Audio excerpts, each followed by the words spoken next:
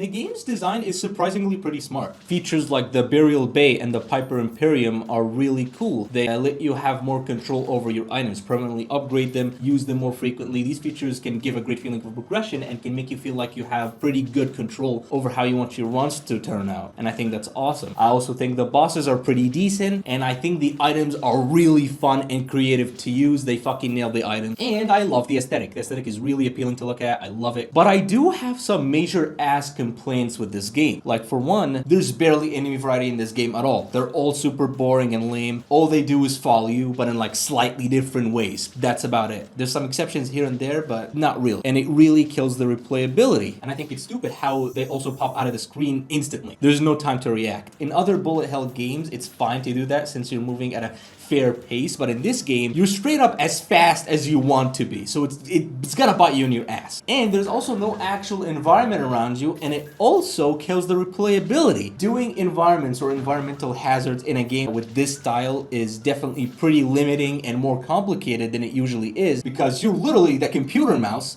But it's not impossible. It's absolutely not impossible. There's a ton of things they could have done with the room generation that works around the core mechanic, but they didn't. That's the game's core problem. There's no room generation. There's barely any enemy variety. It feels like the entire game is the exact same from start to finish. There's not nearly enough variety to justify replaying the game as much as it seems to want you to do. The only thing that changes from the start of the run to the end of the run is the amount of items you'll be having. That's it. You're not gonna notice any other fucking difference. The game feels like a demo. It does. And it's great that they gave special care to the items. I love that. That's fantastic. But it's not the only thing that matters. You need to show other aspects some love too, because everything is supposed to, work together. The items shouldn't be carrying everything else. I think what they tried to do, and this is just an assumption, is copy games like Vampire Survivors or Picayune Dream. It does exactly what those games do, but the problem is, in those games, you're able to move across the entire map. It's endless. While in this game, you're confined to a small space and go from room to room, which is more similar to games like The Binding of Isaac and Enter the Gungeon. And in Vampire Survivors and Picayune Dreams, you're also able to get super extremely chaotic with the upgrades. It gets fucking insane. The screen is filled with shit.